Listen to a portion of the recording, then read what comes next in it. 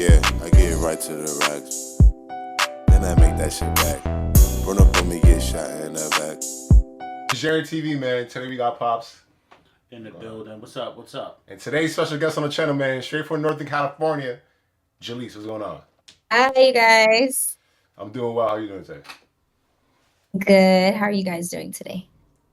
We chilling. We on the YouTube grind. You know how it is. Out here posting, interviewing, shaking, moving. Yeah, and that can get a bit complex, can it? Now, for sure, I want to start from the beginning with your story, like maybe even like your parents. I always start from the beginning with everybody we interview. So, like, did you grow up like a two-parent household? Like, how did that work? No. Well, I mean, from when I was born up until I was probably about 4 or 5, my mother and my father, they were married. Okay. But they ended up divorcing. So I was born in 94. They ended up divorcing in 2002. And my father, he's from Cuba and my mother's from California. Okay. Yeah. How did they meet? Oh, they met in high school. They went to Sac High, which is located in Oak Park, and Oak Park is a subdivision in Sacramento, California. So he came actually when he came from Cuba, he came here when he was 9, and him and my grandmother moved to Miami, and they were in Miami from and then they came. Yeah, and then from Miami, they migrated to Sacramento. Okay, that's what's up. Yo, that's pretty cool. That's pretty cool. Oh, so you're half Cuban. You speak any Spanish?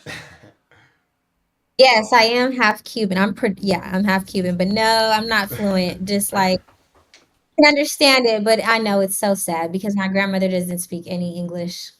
Oh man. Oh, okay. That's fun. That's fun when y'all in the room alone. Hard. It's a communication barrier. Yeah. So were you born in Sac? Yeah, I was born in Sacramento. Okay, so born and raised, right? Like your whole life? My whole life, yeah. Okay. Oh, that's pretty cool. So, all right. So your parents split, whatever. That's I don't want to say it's a big deal, but it's part of life. I had the same experience, kind of thing. So it happens. You go on with your life. You go to elementary, uh, middle school. Were you able to do good in high school, or did you not finish high school, or did you go into college? How did that work out? Okay, so after my parents divorced, my father ended up going to prison. And then from prison, he went to a mental asylum. And then my mother, she was like, she took care of us. And then, like, when I turned 12 years old, we ended up in like the system, the foster care system. And then my grandmother, the one that doesn't speak English, she she got full custody of me. And so she raised me from when I was 12 to 18, but I was still in and out of the judicial system and the foster care system because so high school was real hard for me. Um, I had a really hard time adjusting to high school just based on the simple fact that I had no stability, like I was in the streets a lot. And then my grandmother, she was trying, but with the communication barrier, it was just so hard. And then like I was growing up in an era where like tattoos were starting to become a thing and like technology wasn't exactly it was starting to evolve, but it wasn't a big thing. Right. So I was like in the streets a lot and she tried to steer me away from it. But like I said, the communication barrier like really played a major role with her like raising me from 12 to 18. Okay. Yeah, yeah. And a common theme that we have from people growing up in the hood or just interviewing people, we tend, growing up in a rough neighborhood like I did, you kind of have to grow up fast. So you kind of lose some of your childhood because you got to figure shit out. Yeah. Because everything's moving so fast, and there's times you get put in situations where you have to make decisions that might not be the best for you in the moment, but you Right. decide to do whatever that is. You know what I'm saying? So I get it. I totally get it. Yeah. Yeah. Did you go to school with like any like famous Sac rappers? Uh, did I? No. Oh, yeah, I did. Bris. I Oh did go to shit. school with Bris. Okay. Yeah. So I guess we could start with that. Like, how did that come about? I know it was kind of like was Uzzy Marcus around first? Like, were you dealing with him first, or was it more Briss first? Ezzy, Ezzy Marcus. Oh, we just dived right into it, huh? Yeah, fuck it. Because my thing is like I don't know when you started messing with because I don't know if you started messing with them in high school or like I don't know. Yeah, yeah. Well, How did you meet? Tell us, give us the cliff notes. You don't got to get too deep, but the people want to know. Yeah. okay. Well, I met Bris in high school. We were like maybe 14, 15. So I met him in high school. We were going to school in the north area of Sacramento, and he had like this really big crush on me, and he was like different. He didn't look how he looked before he passed. Like he was totally different. Like he had a totally different appearance. But like at the time, like I don't know, like I was like kind of like dealing it was just complicated. Yeah. He was dealing with like the mother of his children, and then Okay. like I was dealing with like my first love, my high school love, but we were going to different schools from them. Like we were in a continuation school. Okay. So yeah, so that's how we met, but he had like this super big crush on me. And like I just was like always goofy. I was always like, like I was always a social butterfly. So like I kind of brushed it off. But then like when we turned like 18, we tried to talk. We started talking on Facebook. That was when Facebook started to become a thing. And then we were talking, but like I said, he was still in his situation with his mother of his children, and then I was still dealing with my first love. But we were always like rolling the dice with it, potentially. And then like when we turned like 19, maybe 20, like we ran into each other like in downtown Sacramento, and I didn't know it was him driving next to me. So I'm like driving my car and he's driving his car. And then yeah, so we run into each other at the Mel's, and he just kept walking by my driver's like door, and I'm like looking like, who is this? Like, like he's Yeah. like trying to get my attention, and I'm not really like paying him any mind because I'm like in my phone. And Yeah. I was with my best friend at the time, and she was really popular. And so I look over and I'm like, Chris? And then he like looked at me and I was like, put your number in my phone. And then like from there we went to Fruit Ridge. He Mac J had a studio on Fruit Ridge. So Mac J was a really, I don't know if you know who Mac Yeah. J is. Yeah. Yeah. So Mac J and him are blood cousins, and Mac J was like the rapper at the time. Chris wasn't the rapper. So we went to his studio, and then from then I was like, I live in Oakland. I don't live in Sacramento. And then we drove to Oak. He was like, let's go. And then it was like 4 or 5 o'clock in the morning. I'm like, we're gonna go. So we go to Oakland, and then like on the way back, we're listening to the Jacka, and it's called "What Happened to the World." And he had already passed away. The Jack is an Oakland rapper. And then Yeah. I like remember Chris that. looked at me like, yeah, and so he looked at me like, "You listened to him," and like we were singing each song like word for word. We knew the whole album, me and him. So like we had like kind of like a spiritual connection already. So when I was dropping him off back at Mac J's studio, because that's where his car was at, he was like, "So wait, you're not gonna be my girlfriend?" And I was like, "What? Did you just ask me to be your girlfriend?" Because I'm just thinking it was like a fling, like like oh, like Yeah. late night, whatever. So and I was like, "You're asking me to be your girlfriend?" He's like, "Yeah," and then we started dating. Yeah. So was he making So music that's at how. the time or not really? No, he wasn't making music at all. He was just like a trapper. Like he was Yeah. in the streets. Okay. Yeah. And All right, cool. were you always known in North Cali? Like, because I know you've been like I seen shit from like 5, 6 years ago, like about you. Like, Yeah, well, I've always been like yeah, in Sacramento I was always known, but I wasn't like in like the media presence like I am yeah. now. No. Okay. What were Yeah. you gonna say? No, no, I was just soaking in the story and stuff. So I know that there was some conflict. I'm not good with the names and stuff because I'm 67 years old, so I'm just trying to catch up to speed with what's going on. Ezzy Marcus.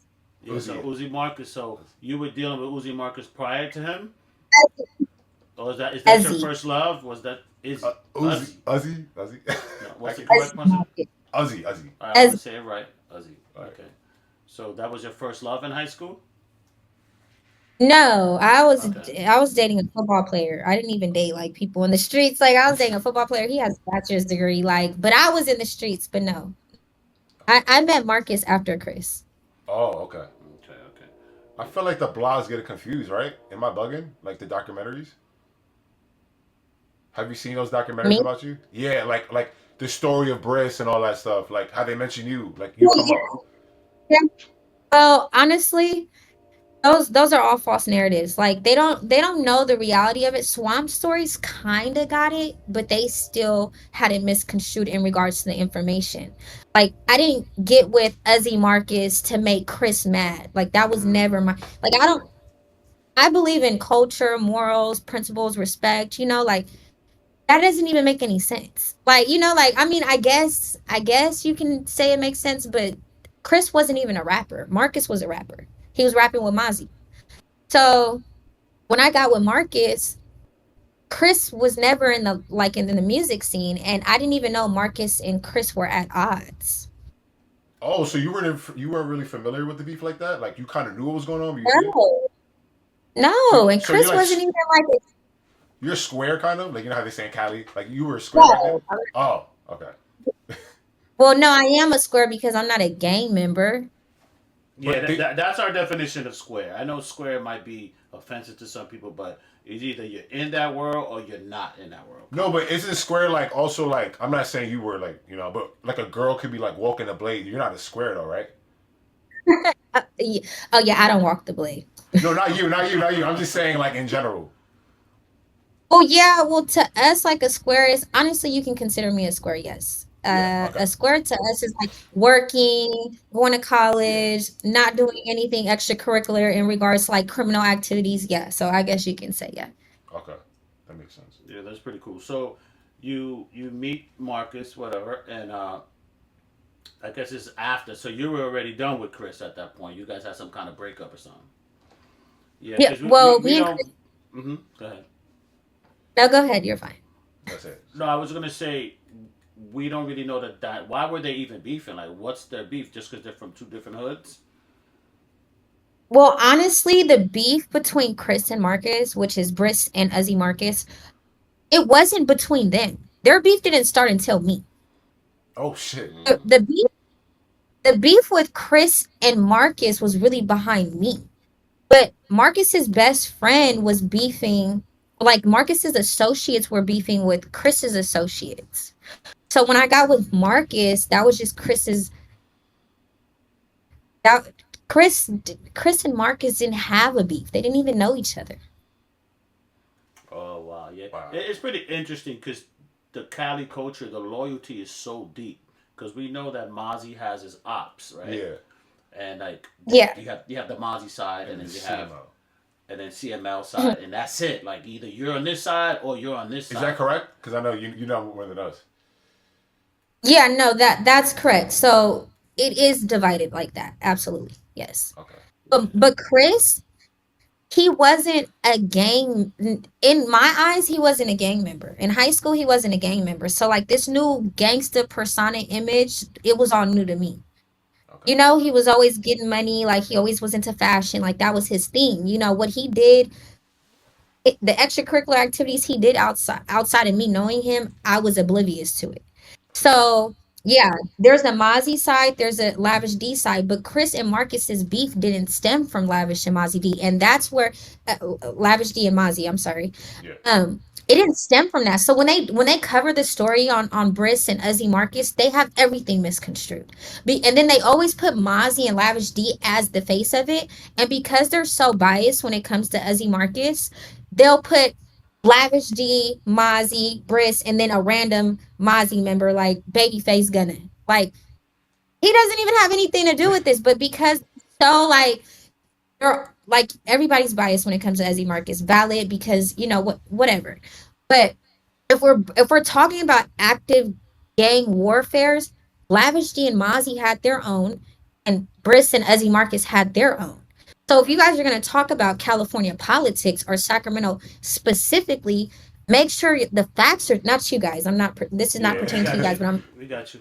people covering the stories. Like don't put out misinformation based on a biased opinion. That's Yeah. not the reality of that narrative. Yeah, but that's why So people like you are important because remember, You're in it. you're in it. You're like so. What we always really stress on this channel is, and you hit it earlier in our convo when we started. There's many layers to the onion. Like it's so many things going on. Like there's stuff that happened that you would never share with anyone because that's your personal um, experience that happened. So you see a lot of that on because we get it in the comments that was lame. They don't know what they're talking about as far as when we cover swamp stories and stuff like that. People like he's just making shit up. You know, it's just freestyling for the views. But I think it's important that people like you do set the record straight for for both sides. You know what I mean for Marcus and for Briss. You know. yeah, and that's all I. So now, a lot of people penalize me just based on the past interactions, based on my media presence. Yeah, after Chris passed, it was a lot of things. After Briss passed, it was a lot of things transpiring. You know, so it's like I wrote my wrongs, and like people never looked at it from my perspective either. You know, and so now fast forward 4 years, because it's been 4 years since his passing. And it's like they're still trying to paint this narrative. And that's why I took initiative to start my own platform, because I was like, I just can't, like, I get it, like, but bloggers, journalists, however you want to categorize them as, a lot of them are biased. And so it's like with me, I try to just put the reality of each narrative out there so that people can grasp it. But because I'm a female and because I have the history that I have in regards to these specific politics, no one's going to acknowledge the truth. They're going to still be manipulated from a falsified narrative. For sure. I want to go back, and then I want to definitely get into your journalism with some of your like videos. Can you explain Sacramento? You said that Uzzy Marcus and Briss didn't know each other. How big is Sacramento? Like, what are the sides? Can you just like explain Sacramento for us? Okay, yeah. So Sacramento, it's the capital of California. Um, it's big. It's big. It's bigger than Stockton, California, for sure. So like with Sacramento, so Uzzy Marcus is from Oak Park, which is a subdivision in Sacramento, close to downtown Sacramento. And then Briss Chris is from Fruit Ridge. Fruit Ridge and Oak Park are literally, if you cross the street, you're in Fruit Ridge from Oak Park. Oh shit, so So close. that's how close those neighborhoods are. So when you're talking about CML Lavish D and Mozzy's from Oak Park, yes, absolutely. But when you're talking about CML Lavish D, you gotta go a few exits up. You know, like the South area, we didn't even consider Fruit Ridge the South at a point in time. You Mm. know, so once you start heading from downtown Sacramento through Oak Park, then it goes Fruit Ridge, then it goes 47th, then it goes Florence, G Parkway, then Meadowview off to the 5 freeway. And then, but if you're staying on the 99, then you're heading towards Stockton.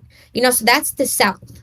So once you start from Midtown and you start heading towards the south, Ezzy Marcus and Briss are from Oak Park and Fruit Ridge. Okay. So that's how it would go. And then the north area would go up the other way, like towards like Washington. And South Sacramento would, go towards like LA. So But it's they super said that. big. Like, Finish your thought. Sorry. no, go ahead. They said that like North Sac is kind of like the suburbs. Is that true? Not necessarily. Depending on which area that you're in, because the Heights, like the Heights, no. Highlands, oof, like that, no. They just don't want to give. They don't want to put on. They have to be non-biased. Like the North area has gang culture. They have hoods. They have neighborhoods that are a product of poverty. Okay. Yeah, yeah. And how rampant is the poverty there? Like, what drives the economy in Sacramento? Like, is there any major factories there, or car production companies, or it's just No, just what just nothing? what drives the economy in Sacramento is politics. Mm. Not politics in regards to gangs. I'm talking about like actual politics, Yeah. like Okay. legislative and all that type of stuff. Because this is the capital, so this is where the Capitol building is. So whenever laws need to be passed, it comes through Sacramento. Like that's why the conviction rate on murder is so high, because Sacramento is like the FBI headquarters is in Sacramento. Oh Mm, shit. wow. So it's big on like the government, politics, laws, like it's that For sure. scenery. I want to get into hot topics soon, but I just want to keep covering like your story, how you related to this stuff. So I guess let's fast forward. So I guess Uzi Marcus, you were messing with him. Did Briss start rapping by then, right? No. Okay. So Briss started rapping 2018. Wait, yeah, 2018. Ezzy Marcus was rapping since he was a kid though. Okay. Mm. But Yeah. when he got out from doing 3 years, Mozzy, he started rapping with Mozzy, because by then Mozzy was like he was starting to, make his way into the music industry. And then from there, if I'm not mistaken, you had a kid with him, right? Yes. Okay. I don't know if you want to talk about that, but we could like fast forward on No, that. we can.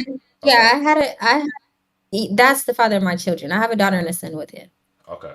Yeah. And then you guys split up. So isn't 42K kind of about like? Can you explain that song for me? Like 40. We never did it. We want to react to it, but what is 42K about?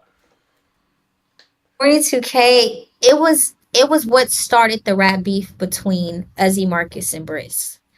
Honestly, if people wouldn't know that Briss was sneak dissing Uzzy Marcus or like throwing subliminals in his raps because they would be oblivious to the beef.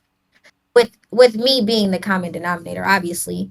But because that was like my boyfriend at the time, or the father of my children now at this point, like Chris would throw a lot of subliminals. He even rapped about me too. Like, and I would just be like, but I always told Marcus, like, just leave it alone. And he would always leave it alone. Like, he'd be like, whatever, I'm going to just keep doing my thing. He's going to do his thing. But see, Briss was he created his own lane. I'll be honest. Created his own lane. For sure. He didn't get a cosign. He didn't get a cosign. So, Marcus had that cosign for Mozzy. So when Chris stepped onto the scene, it was just him. Like he couldn't get a cosign from Mac J. Like Mac J wasn't on. He wasn't popping. If we're just being honest.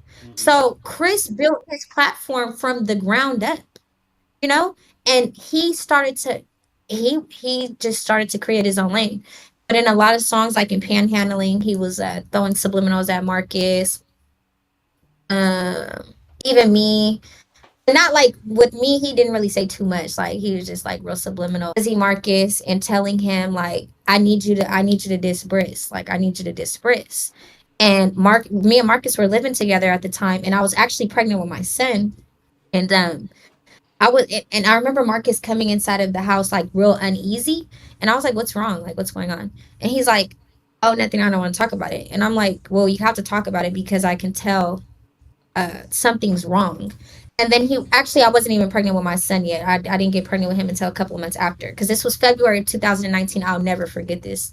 And he was like, well, little Dallas wants me to diss your ex. And I said, like, and I'm like, what are you talking about? And he was like, he wants to diss Briss. And I was like, you're not doing that. Like, you're not doing that. Like, we can't. Like, we can't. I don't have time for that. You're not doing it. I'm not doing it. And then he was like, no, I'm not. I already like said it's your ex-boyfriend. I don't want to do it. And so then fast forward a couple of months, I found out I was pregnant in June of 2019, and Marcus ended up leaving me, and he went on tour with Mozzy.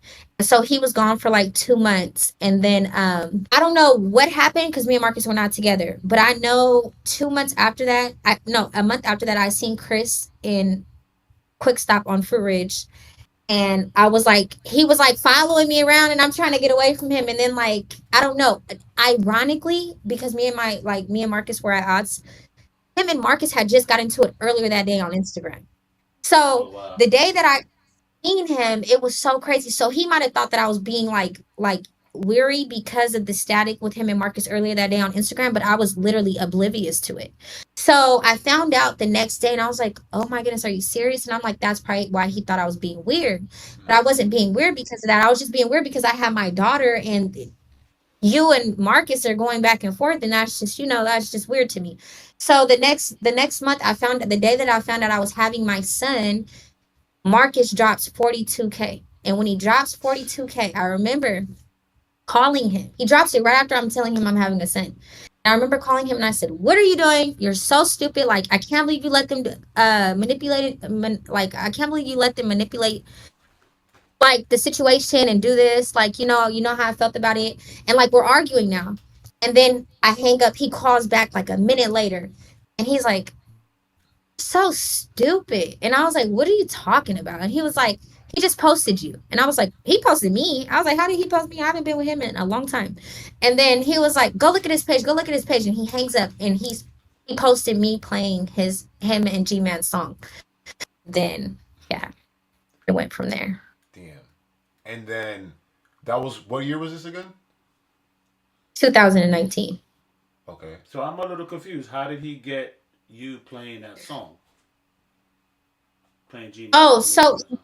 so in June of 2019, so right before I found out I was pregnant with my son, I had got a call that Marcus was with some girls from Fruit Ridge. And I was like, are you kidding? Like, it was right after we broke up. It was right before he went on tour with Mozzy. And so I pull up to the girl's house and I'm like upset, but at this time I didn't know I was pregnant. So then I was like, you know what? I'm over it. And I was like, he tells me all the time that like, just certain like about certain things or whatever. Like they make it seem like I can't literally do anything. Like I couldn't even listen to Chris's music because everybody was making it seem like that was the wrong thing to do, but little did they know I was listening to his music the whole time because it was a good song. So I was like, it was kind of out of spite. I was trying to make Marcus mad, but I had posted the song, me listening to his song, like outside of the girl's house, the girl from Fruit Ridge. And so I'm playing the song like super loud and I'm recording myself.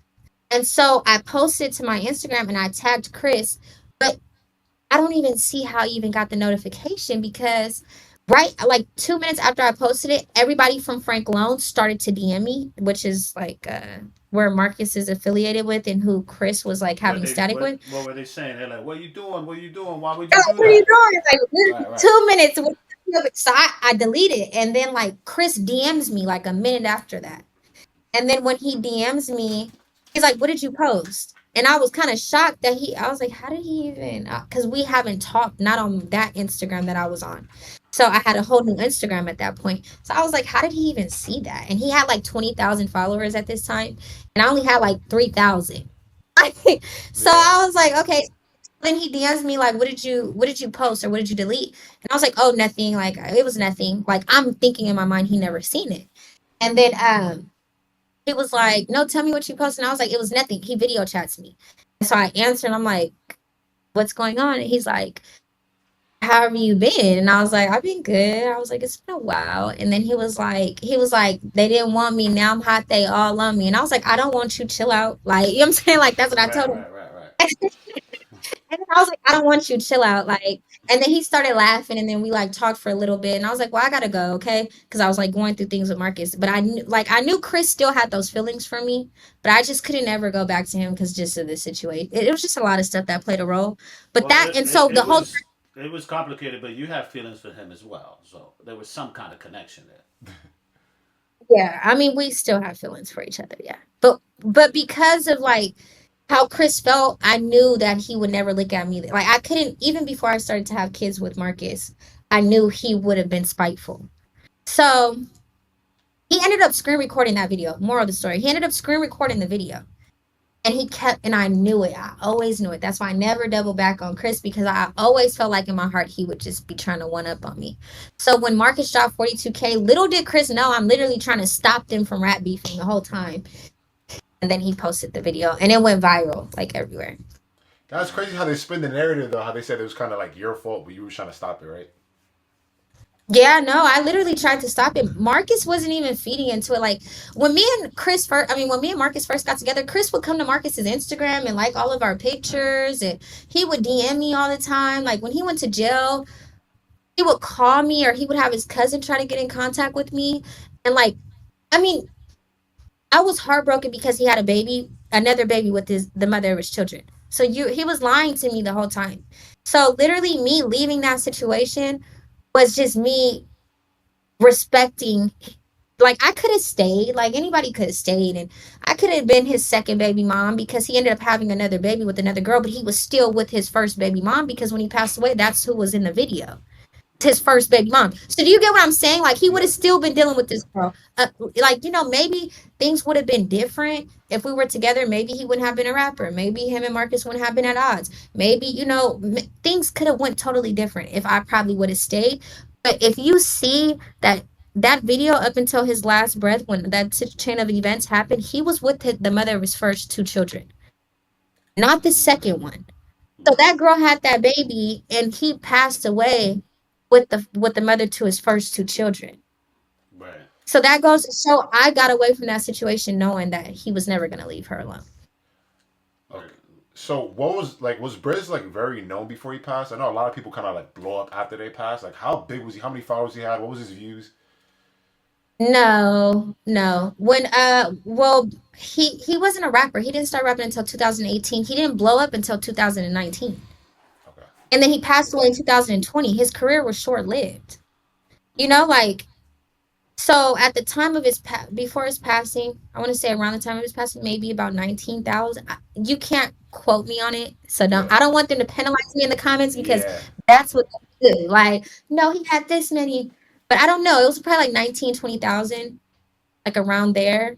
And then yeah, around there. But he really blew up. Like after he passed, it went like super viral. Like it was like Yeah. everywhere. But I heard that Need Hammy was Need Hammy like his biggest song like he ever had before he passed. No, well, Need Hammy was dropped the night before, the night he passed, or the night before. Yeah. So that's what blew that song up more. And then Okay. it's even like with Young Slowby. I think they said with Young Slowby, he dropped "Don't Come to My Funeral," and then he passed. So it You was gotta kind of listen. like a conspiracy thing. Mhm. Like are they predicting their, like how the internet is. And also like Lil Jody too. I don't know if you're familiar with him. Like he kind of passed after he passed, he blew up too, right? Isn't that crazy? Yeah, that's how it always is though. It's weird though because it's like now they're starting to blow up more like after they pass. I don't know. Those passings are definitely keeping the momentum to the Sacramento rap scene, but it's deeper than the surface. Yeah, I have a question, just for people, the outsiders looking in, because you have it again. You have your pulse on Sacramento. How violent is Sacramento? Like, is the shootings that common? Because every city, every big city has shootings and stuff. But it almost seems like, I don't know if it's just California rappers or Sac rappers. They die, like they get killed, they get shot, and it's like we're just catching up because we're from New York, and like we're like deep into North Cali scene. And I'm like, it's so rich in hip hop culture, and there's so many dope artists. Bris super dope. Slowby. Uzzy Marcus, nice. Slopey, nice. Oh, so many nice rappers that are super good, and a lot of them are just death finds them. So how violent is Sacramento, or is it not that violent, or is it just violent for the gangbangers? Can a civilian walk around and just be a square and go to work? Okay, the thing with Sacramento is it's really spread out. So you guys are from New York. So New York, I would reference New York to San Francisco, right? And then Sacramento, you can reference Sacramento to like what's a city close to New York? It's more spread out. It's more land. Right. You know? So like So it's Philadelphia then. yeah, like it's just spread out. I don't think I haven't been to Philadelphia, so I don't know, but it's super spread out. It's like, the land of the trees, like because it's a lot of trees, it's a lot of land, it's spread out. Um, what it is they're in their hoods, so it's like, or they're at like hood events, like, or they're at like a birthday, like Jody Woe, for instance, he was at a birthday party where everybody knew where this specific house was, and the person's birthday party, who it was, he was a known face from like Tenletta, which is where G-Man is from. I don't know if you guys know who G-Man Yeah. is, Yeah, we're familiar. but where G-Man is from, and it was his little cousin's birthday party. And they have static with BOE. So that the situation with Jody Woe, it was just rising. It was just a matter of time before one of them would have fell victim to active warfare. And Jody Woe just happened to be the one to fall victim because he was at that party in that neighborhood at a house where everybody knew it was at. But they did say a girl was the one that gave the location, but everybody knew where that house was. It wasn't like, and it was a birthday party. So now with Briss, I personally, like me, I know more to that story. So it's deeper than the surface than just, oh, he was at a gas station and he's seen his opposition. That's not what happened. But they're not gonna believe me. They're gonna believe whatever blogger paints the best narrative to manipulate the audience. They're gonna believe that. Like, oh, he was set Right. up. Oh, he was it. Well, he was set up, but it's deeper than the surface But with didn't with Chris's past. But didn't he get killed by a Norte though? That's confusing. Like I don't like how did that happen? Like Well, Marcus and Chris's beef is over Mexican politics. oh shit. Interesting. It's not over black politics, and neither one of them are Mexican. Wait, Briss is half Asian or Mexican? I know he's half something, right? So he's like an Indian type of like a white Indian almost. Yeah. Like his dad was like mixed. He's not Mexican at all. His mom is like actually Oh. African American. Oh shit. Yeah. No, and Marcus is his mother is Caucasian and his father is African American. Oh shit. Damn. I don't know if you want to get into it, but like, do you know like I guess like So, all right. So to make it easier for you, because there's stuff you're not gonna share. This is what I know, and then he could add his bit. Me looking from the outside in. Briss was at a gas station. Some people pulled up. He had a bodyguard with him. The bodyguard didn't do nothing. They got into some kind of altercation. He got in his car. They chased him. I don't know if they were shooting at him. He crashes his car. I think he might have called his people's.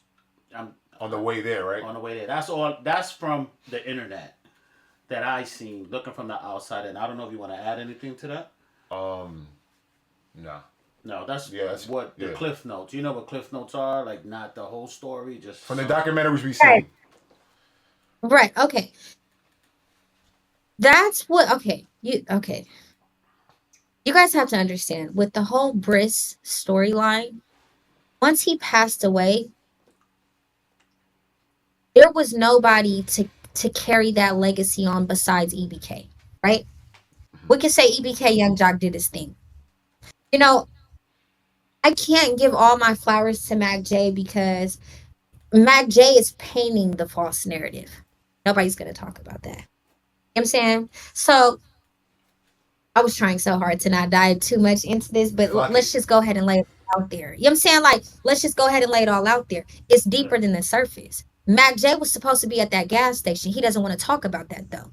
He'll diss me and Marcus in a song. He just did it like 2 weeks ago on Outer Range. That whole song was about me and Marcus. You could diss me and Marcus, but your cousin passed away 4 years ago, and you lied and said it was Marcus and Frank Lone when it was MBK. We're supposed to be at the gas station. You never came to the gas station. So you mean to tell me when Chris was getting chased, he never called your phone? Where are the call records from the discovery? Why are all the pictures being leaked from the gas station? You could see Moses, aka Top, standing in there stalling. He's stalling. That was all orchestrated. That wasn't Now, as far as the bodyguard was only waiting for Mac J. He was waiting for Mac J never came. So then the bodyguard, yeah, he was supposed to play his role, but who else was actually in on what was supposed? Well, I'm not saying that about Mac J. What I'm saying is he was supposed to be at that gas station.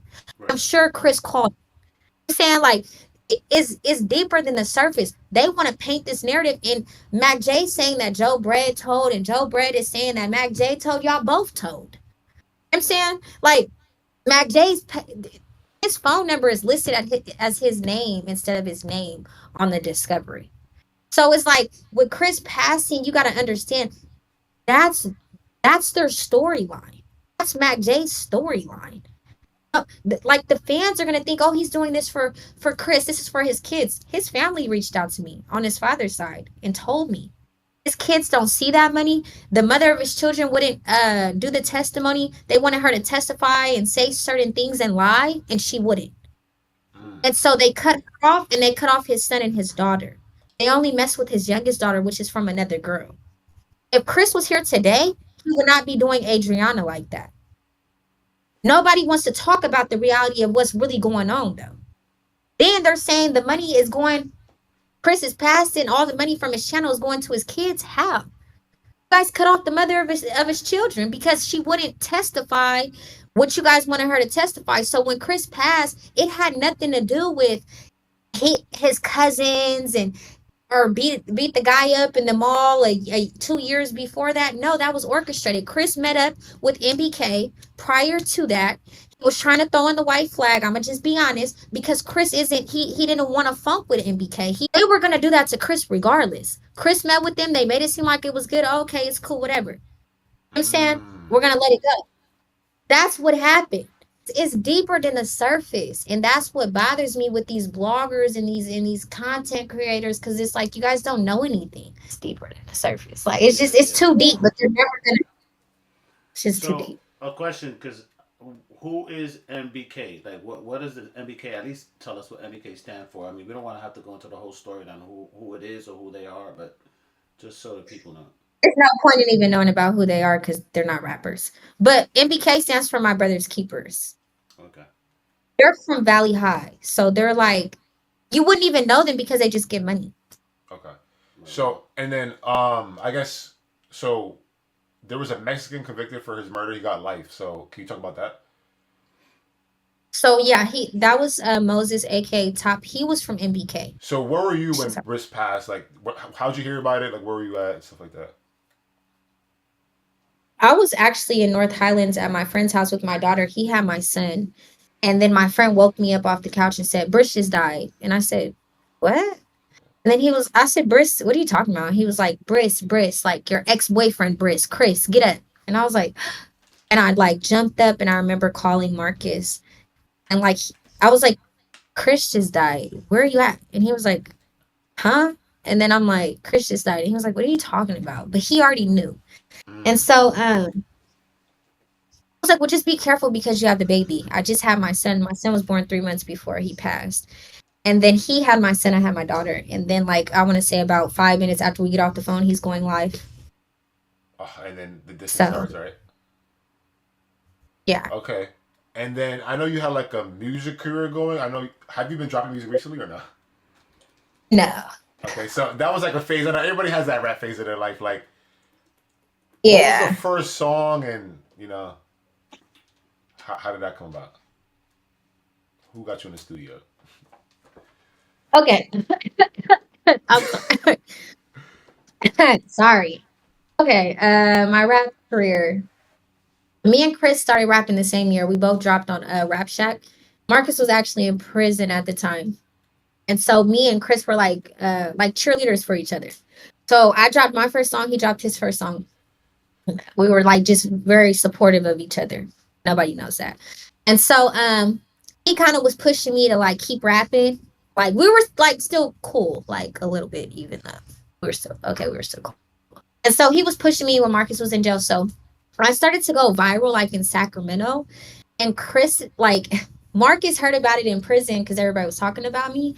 And then like Chris's cousin, it's like one of his girl cousins. She was like, she didn't remember me, but then she remembered me and was like, "Oh my goodness, I'm about to tell Chris he messed up. He messed up." And I, because everybody was playing my song, I had a song at the time called "Bands Up," and so a lot of girls were singing the song, but it wasn't viral. Like I wasn't like super viral, like little Kayla viral, like So I was just like Sacramento hood viral, and so then like fast forward, I dropped. So there's a song called Susie. I know you guys are gonna bring it up.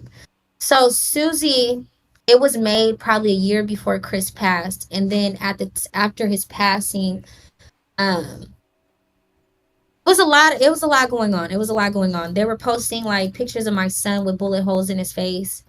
Oh Uh, wow. yeah, they like had 36K on my son's face to the point where me and Marcus couldn't even post our kids. Like this Yeah. is how serious it's getting.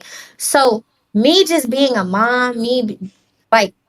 I, I'm an alpha. Like I don't know if you guys could tell, but like I'm very like dominant. Like I don't like when it comes to like Marcus isn't he's a rapper. I know how to argue. So I said, okay. I said they want to do this, like, how are we gonna do this? And so my cameraman at the time was like, well, we're gonna go let's go shoot a video. Like, let's go to Metaview. So it was really to dish G-Man. So when we were shooting the video in Metaview, he was like, well, let's go to where Bris passed. And I was like, what? He was like, well, if you're gonna do it, you might as well do it all the way. And at the time, I'm not gonna lie, like I was like sipping a lot of syrup, and I was like, all right, I don't care. Like, so we went over there, and that's how the video was shot where he passed. Mm.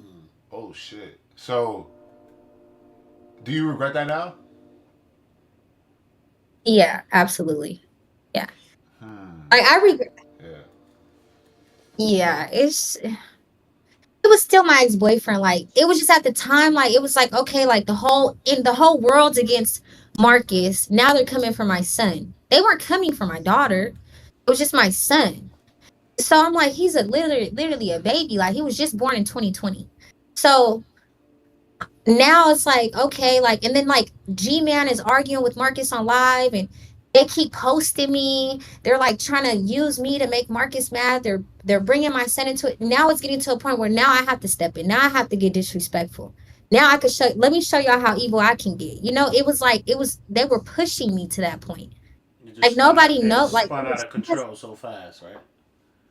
it's but I didn't think it was even gonna get taken. Like I didn't even think they were watching me the way that they were watching me. So when I made the live about, I hope he was like, you know, like the when he passed, like how he was feeling. Like when I made that, because they always put that in the blogs or the documentaries, and I'm like, that just went super viral, and I'm like, huh? Like, how are you guys even watching me? Because I didn't have that many followers on Instagram. So it was a lot. Like the Bris fan base was super strong after his passing. Like it was really strong. It to the point where they got my Instagram deleted like three Damn. times. Oh wow. Mhm. So, damn. So, do you think you should have like maybe directed it towards G-Man more, or like what would you like do like if you had to go back? Well, I did. I did it when I Oh, first before I came for Chris. I was directing it only at G Man, yeah. but then I ended up just ending his whole rap career. That was so easy. But like with Chris, it was like it was just so easy with him. Like Oh man. he's nothing. I guess But he really pissed you off. So I mean, it's always I understand. There's a lot with the street beef, but then when everything is really complicated when you involve kids and parents and like civilians and but I don't know. It's just I couldn't imagine someone threatening my little baby. Like I know you were furious. brand new baby. Wow. He was my son was born in March of 2020. Chris passed in June. What did he? Why is he going viral on Instagram with bullet holes in his face and 36K? Let's be realistic here. Yeah. And then Wait, it's like Briss. you know every Wait, that was Briss who posted that, Mm-mm. or no, his no, people? it It was was after. Oh, my fault. Okay. his fan base, his people, like just everybody. It was just going super viral. So it was just it was getting too out of hand. Like everybody just hated Marcus, and then it's just like the whole internet loved Chris, and I was like, I don't even know what to do anymore. And like at the time, I was like on drugs really bad. So it was like at the point I was at a point in my life. I was young too. I didn't care. Like I just didn't care. Like I was ready to crash out. But as I got older and I started to get more spiritually intuitive, and I went back to college, and I'm about to graduate in June with my bachelor's though. But Congrats. like Congratulations. once I started to grow up and see the effect of this, like how we were so influential to like a new generation, it just made me fall back. That Like, is a good point. and so I like wrote my wrong so many times. Like Chris comes and visits me in my dreams. And when he does, it's never negative. Now when Sloby comes, it's a little crazy, but when Chris comes, it's always positive. Like it's I know he forgave me because I know he knew that for so long I tried to prevent it. Like I believe that in my heart. And you know, now we're here, and I just hope that eventually, like I don't expect, I know his father's side of the family forgave me. I spoke to his aunt, I speak to his cousins all the time, I send money to his kids. People don't know I send money to his kids. Oh Like wow. you know, like I contribute as much as I can, and I'm gonna continue to do that because I feel like that all I ask from his family on his father's side is if you guys can just help me minimize this warfare. Like that's all I want. I don't want my kids to grow up. I don't want his kids to grow up if like they have to carry this beef on. I don't want to do it. I can't do it. Yeah, it's not healthy. And for the new generation, obviously, you want them to do better. You mentioned Slowby. So, what was your relationship with him, and why did you say like it was negative? Like, negative when he comes into your dreams. Like, what's that about? Like, can you go into that? I never met Yeah, I can get into that. I never met Slowby, but how I first discovered Slowby was about a year and a half after Chris had passed, or maybe a year after Chris had passed. I was like a YouTube like I was like a YouTube name at this point. Like a lot of people were blogging me and my lives. So I was living in LA, and I had friends that were bloggers, like really big bloggers at the time, and they were telling me like, "Hey, this rapper just posted you." It was when me and Lil TYS got into our little situation, and they were like, "Yeah, Slowby posted you," and he was like, "Finally, some." Oh no, take that back. It was when Marcus did what he did to me, and it went viral everywhere. And they were like, I guess Slowby had posted me and says, finally somebody got her. And then they told me about it, and I was like, who's Slowby? Like I didn't know who Slowby was. Like literally, I didn't know who Slowby was. So I was like, who's Slowby? And they're like, oh, you don't know who Slowby is? He's from Stockton. He always used to be with Bris, blah blah blah. He was in the knee hammy. And I'm like, let me see. And so then I go to his page, and I'm like, well, okay, he was close with Chris, so that makes sense, you know? So fast forward to now that I'm like in a different mindset and I'm like just progressing spiritually, mentally, physically. I had two dreams about Slow B, and they were not good dreams. And it was actually one time, it was when I was pregnant by EBK Juvie. Hmm. I did get pregnant by EBK Juvie. So when I got pregnant by EBK Juvie, it was when I was pregnant with his baby when I had the dream about Slow B and Chris. Wait, how many kids do you have? I only have two. I didn't have the baby by Oh. Juvie. Oh, okay, okay. So what was your situation with little TYS? Like, bring us up to speed because I don't have any idea. I don't know what happened. So little TYS at the time he wasn't really big like that. So I guess I'm gonna be honest with you. I feel like I helped a lot of rappers with their careers when they started to like beef with me on the internet. So he came for me. And I remember tagging him, and he had like maybe 10,000 followers at the time. And he came for me, and then we were like kind of getting into it on Instagram. And then one day I was on Florin and I was going to the ATM, and at the time I used to carry, you know what I'm saying, like a little something on me, but I had left it at my sister's house because I'm like, we're just going to the ATM, girl. She's like, you don't got it on you? Are you sure? Like, you don't need that? And I'm like, nah, I don't need it. Like, I'm good. Like, she like, well, everything that's going on, Jaleec, I don't know. And I'm like, no, I'm good. Like, let's just go to the ATM. Like, let's enjoy your birthday because it was her birthday. And we go to the ATM, and somebody just started yelling my name from the car from across the parking lot. They're yelling my name like Jaleece. And I'm like, I stop in the middle of the parking lot as I'm walking to the ATM, and I'm looking, but I don't see anybody. Like, I see a car, but I don't, like, it's a guy, but I don't really see the guy. Like, it's weird. And so I continue to the ATM, and then, like, as I'm turning around, the car pulls behind me. It's like literally like a movie. Like, I don't know if you guys seen Friday when I think when he rolls up, like, and then he rolls Yeah, the yeah, window yeah. down. It might have been Baby Boy with Jody and Snoop Dogg, but how he rolls the window down. And so all you like the front window goes down, and the guy's like, "Are you Jaleese?" And I'm like, "Yeah, why was said?" And then the back window rolls down. And as it's rolling down, like it gets halfway to little TYS's face, and he's like smiling, and then it drops down, and I'm like, oh, what's up? Like, I start like kind of going left, you know, like I don't want to do too much profanity on here. So I start like cussing him out, like, what's up? Like, you know what I'm saying? Like, what's up? Like, I get up, like I'm on that. And so then he started laughing. So the guy in the passenger seat gets out the car, and he's like, slap this, you know what I'm saying? And so me and him like square up with each other. Like, now everybody's out the car. It's like four or five of them. And my sister's in the car, but she's a couple of aisles down in the parking lot. So she has the music blasting because it's her birthday. Oh my goodness, it was just crazy. Like we were going back and forth, like we were squaring up with each other, but like he wouldn't hit me, like he wouldn't hit me. But it was the guys in the front seat, the driver in the passenger seat was like, hit her, hit her, like, and they're getting mad. Like now they're getting mad because I keep like talking, like I'm talking a lot of mess at the same time, you know? So then it got to the point where I was like, okay, are we really finna do this? Like, what's up? What's going on? And then like the dude was like, man, you playing? And then like I had glasses on, and he like tapped my glasses to where they fell off, but he didn't hit my face. Like he just hit my glass frame, and they fell off. And I picked them up, and they all jumped in the car, and I ran to the car, and we started chasing him. But we lost him as soon as they got on the freeway. And then I don't know if you've seen the live where like me and him were arguing, but that's when we ended up on live because he ended up tagging Marcus and saying, yeah, I just slapped Uzzy Marcus's baby mama at Jaleece. And then I was Wow. like, and So about like six. a Go lot ahead. of these issues are over like you blogging, right? Like what you're saying on the internet. Well, at this time, I wasn't blogging. I was just all my lives were Going being live, right? recorded. Yeah, because I seen it. You Yeah, have mad lives. You crashing out and shit. yeah, basically me crashing out. Yeah, oh, I definitely was crashing out. Yeah, All right, yeah. what was the first live crash out? Let's get into that.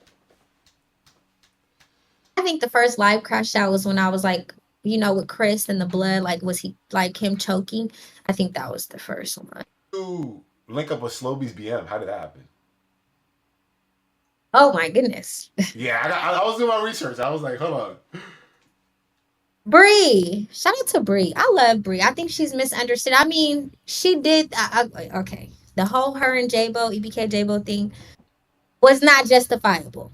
I will be honest. So, I covered that story when I first started blogging. And this was before I knew like EBK J-Bo and Bree and everybody. Um, we linked up, but after a while, like we were just like following each other, and then like we started texting and we just started FaceTiming, and then like she became a friend. Yeah, sure. Okay, but there was And no then we like, linked up. there was no static because I know he kind of dissed you before he passed. I never dissed him though. Oh, good point. Good point. Yeah. Because when Slowby passed, I was already getting to a point where I'm like, I'm not dissing the deceased anymore. I'm not doing that. Like I have kids. I can't. So back in 22, that's when I started like my spiritual like, okay, like I'm finna get a little bit I'm finna get this together because I believe in karma. The universe works in a full circle. Because my sister that I was with Lil TYS, she passed away shortly after that. Oh man. Oh, So a sorry lot to of hear that. people were like, yeah, it's okay. So a lot of people are like, Jaleec, you have to stop talking about death. You have to stop wishing that on people. You have to stop living how you're living. So her passing changed me a lot. So um I'm sorry, I forgot what I was even Yeah, talking about. we were like Yeah. Slowby's BM, I guess. Like, Oh, Slowby. Okay, yeah, so Slowby mom. So I didn't diss Slowby. yeah, So I think like before everybody like EBK's divided. yeah. So I think Jock's EBK could not stand me. And then like Jabel's EBK like adored me at a point in time.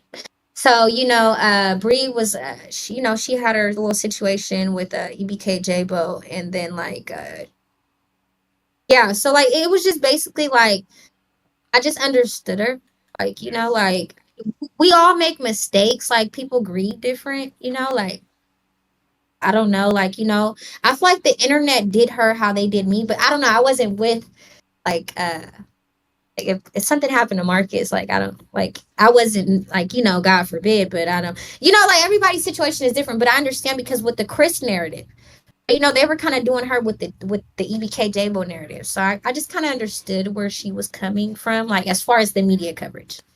But how are you not scared to link up with people though? Like, what if that was a setup? How do you do like link up with people? How does that work? I'm really good with like deciphering, okay, what could be a setup, whose intentions are malicious and whose intentions are pure. I'm really good with that. That's why I lasted, I think, this long. Yeah, that's a good point though. Yeah, into like your journalism and like these titles, right?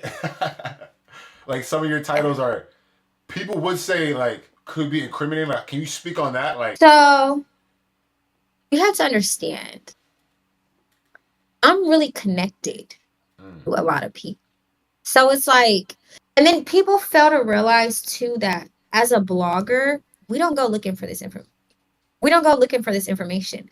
it Like comes to when you. the situation it literally like people will make a fake account just to like tell bloggers information and then be like, don't tell anybody I told you, but they're on a fake account.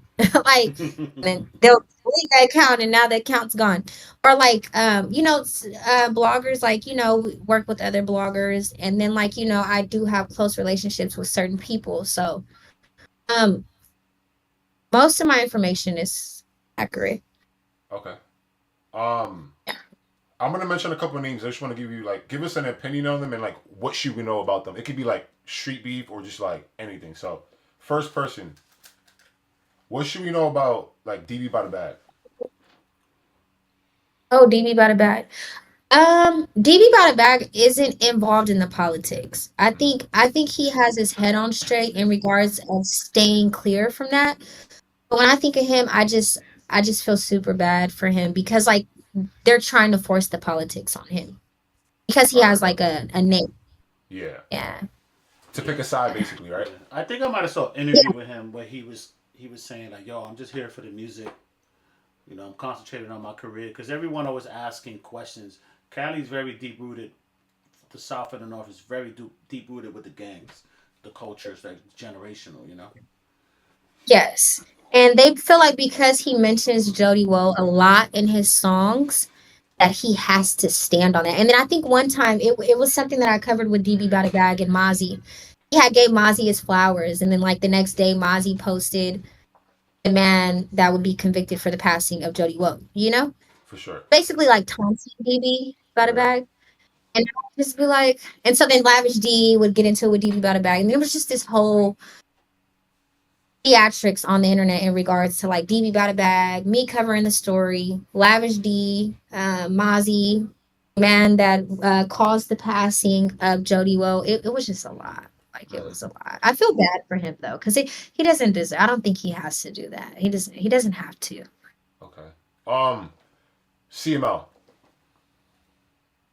CML Lavish D. I don't know him personally, um, but I mean, uh, he's a household name in Sacramento. Yeah. I think when he talks, like I think when he talks, he has like a lot of knowledge. He's real seasoned. He's older, you know. But as far as his like rapping, like it's not really like not too much of a fan. I think what he should do with his career is, you know, just focus on signing rappers, and you know, he has money like rappers, so he doesn't. You know, he might as well just retire from rap and just, you know, push artists and start a label. You know, like that's I think on Lavish D. You know. Yeah, I have a good one. Why do you be crashing out on like BOE? Like, what's up with that? Like, what happened with like BOE Sosa? I think his name is BOE Mumu, I believe. Why you be crashing on them a lot? I seen hella like videos about that. Oh, okay. So when you say crash now, you mean do you guys mean like spazzing? Yeah, like I guess like you mentioned them a lot, like in a negative light. I would say. Oh, Am I BOE wrong? so sick. No, you're right. You're Yeah. right. You're right. Oh, BOE Sosa. It's a lot of static with him. Like in Oak Park, it's a lot of internal conflict, and so he's a part of the side where we have a little bit of conflict with. You know. So I mean, I try to give Sosa his flowers. You know, like Sammy. You know, I try to give him his flowers, but he just wants to be a gangster so bad. And you know, I'm always gonna like go against the ones that want to prove themselves when I know that they're not like that. It's not like that. Hmm. Okay. Who's Comes another from name? My bad. What'd you say? I said he comes from a lot of culture. So what he's doing is wrong. He knows that. Okay. Okay. We'll move on from that. I guess the next name I would say Mozzy. I guess. How you feel about Mozzy? You know, I have like a weird freaky spiritual chemistry with Mozzy. I know Mozzy. Um I just feel like he's conflicted like within himself, like how I was, like you know, I still am like that. So I if nobody understands Mozzie, I do. But it's like I just wish that he would realize like his music started so much, whether it was negative or positive, and it's like he has such a pure good heart, but it's like being from Oak Park, he still has that Oak Park venom in him. I just wish he would like just like how what I'm doing, I'm trying to get rid of it. Like I'm trying my hardest. Like so like I just wish he would do it. Like, you know, like you don't have to do this. Like we relate to your conscious music. Like we get it. But it's like when you we don't want to hear the rah-rah, you doing this, you doing that. Like we like I know the real you, and that's what makes me upset with Mozzie. Like I really actually adore Mozzie, even though it's a lot of Mozzie slander. But I adore him. I just think he's conflicted. I feel like Mozzy's very humble. Like I heard of him giving out free features. Like he gave it a free feature to Trapland Pat. He's like from Florida. He'll send you a verse. Like he's very humble. What I've seen like on the internet. No, he's humble, but when it comes to these politics, it gets really messy behind the scenes. Yeah. Well, yeah, he shows love from people outside of his city. I would say like a lot. Like he shows a lot of love. Yeah. Well, a lot of it is loyalty, though, right? So he's loyal to his side, you know. And that's just the bottom line. That's what it's gonna be. And though, honestly, the real ones are just loyal to their side, and that's it. Whether I like it, you like it, it doesn't really matter. Like this is who I'm with. This is who I'm running with to the end. Yeah, but I just feel like with Mozzy, like it's deeper than the surface with him. Like his side is only what Mozzy, Selly Rue. Like it's been a lot of bloodshed in Oak Park. It's a lot of bloodshed right now. So it's he's not loyal to his neighborhood. He's loyal to just I guess his politics, but it's no loyalty within his neighborhood. It's just the politics that he created. Okay. Okay, so what you're saying. How do you feel about? I know you've been covering Stockton a lot recently. Why did you get into Stockton? Like to expand the brand? Oh, I no. I actually when I discovered EBK Jabo, I just felt in my heart he was a different kid. Like his conscious music. I don't know about all the rah-rah when he was like 16, 17. I didn't even know he was even a rapper back then. When he was like Skeletons in My Closet, I think that's the song, or like it's a couple of conscious songs that he had, and I just gravitated. But see, at the time we thought he was never getting out. So I just remember always telling myself, man, if I was a millionaire, I would go to the jailhouse and be like, what do you guys want to get this kid out of jail? Like, I'll put it up, I'll make him sign it. Like, I always just gravitated towards him. Like, I just felt like he was misunderstood. It was a lot of friction within the EBK infrastructure, like, with the EBK Young Jock and Slowby side and EBK Jabo. It was a lot going on with like Jock's brother and Jabo's brother. So, like, I was like, oh, well, he's not messing with that side anyways. Like, so yeah, like I don't know, I just always had like a gravitation towards EBKJ in regards to his music. Then when I guess Slowby passed right before he got out, so that's what just kind of shifted that narrative. So it was a lot of controversy circling his name. So when I started covering EBKJ, I was like, wow, I'm like getting a lot of views. Like, okay, like, and he's like Stockton's like 30 minutes from Sacramento, 30-45 minutes. So it was like we're like in the same jurisdiction, like like Mm. somewhat circumference in regards to like geographics. So it's like I just it was just covering him was easy, and then I started to cover like other EBK, and then like now I'm starting to like dive into like their oppositions, like they're like who they're against. It's they have a lot of traction right now. Yeah. I want to speak about bands. How do you feel about the indictment? What can you tell us about that? Oh goodness, with bands, how I feel about it, I kind of felt like it was coming with Stockton, because it was a lot of cold cases. So with Stockton, once they started to get the traction with the music scene, it was like what's really going now is now you guys are bringing unwanted attention, because now the police are like, okay, well, if he has a body and he has a body and he has a body, like why are none of these cases solved? Like they're rapping about these bodies. Yeah, yeah. Like there's more bodies dropping than convictions. See, Sacramento, they have a 98. I could be wrong now, but about like 92, 97. It's like in the 90 percentile in regards to conviction rates. Okay. Sacramento's gonna get it, they're gonna convict. Stockton is really super low. Like. And so when the music scene came to Stockton, it brought a lot of unwanted attention. Bands literally blew up overnight. Hmm. Like Yeah. literally, I remember watching this video at like 20,000, and I was like, this is kind of catchy. And anybody knows that I love EBKJ, but I was like, so for the longest, I'm trying not to cover him. I'm trying to like ignore covering him because I'm like, I don't want to cover him. I don't want to cover him. What if he doesn't? And now he's starting to blow up, and I'm like, wow. Like, so then now he's talking like he's saying his side of the story in regards to the politics. Now everybody's in tune. You know? So I feel like that indictment was already working its way up just based on Slowby's passing. and just with Jay Black and FAD and just other unsolved cases or ongoing cases that have made media coverage. I was gonna come regardless. I was just gonna say it's amazing to me to see these guys ton on themselves. It's just like I'm befuddled by like the lack of of Air. of like how to Ignorance.